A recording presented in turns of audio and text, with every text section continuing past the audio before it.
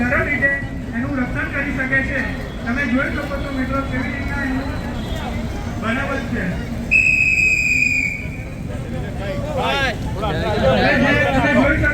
જોઈ શકો છો કે આ ફાયર એક્સ્ટિંગ્વિશરનો ઓપરેટ કઈ રીતે કરી રહ્યા છે।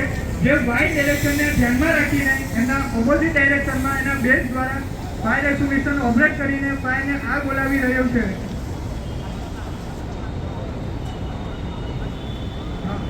ત્યાર પછી એની બાજુમાં જોઈ શકો છો કે જે સોલિડ ફાયરની આગ લાગી છે ત્યારે ફાયર એક્સ્ટિંગ્વિશરને ઓપરેટ કરીને જ્યારે મોનો પાસપોર્ટ દ્વારા ફાયર એક્સ્ટિંગ્વિશરનું પાવડર બેઝ પંપ દ્વારા એને ઓપરેટ કરીને ફાયરની આગ બોલાવવામાં આવે છે, જે આ પાવડર બેઝ ફાયર છે। આગ બુઝાવી છે તે બદલ જવાનોને તાળીઓના ગડગડાટથી એક પરિવાર એમનું પ્રોત્સાહન સ્વાગત કરીએ છીએ।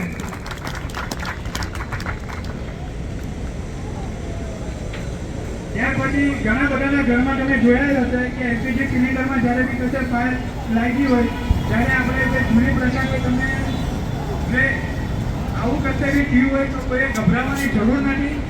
ત્યારે સિમ્પલી આપણી પાસે ઘરમાં એક ચાદર હોય છે, ચાદરને પાણીમાં ડુબાડીને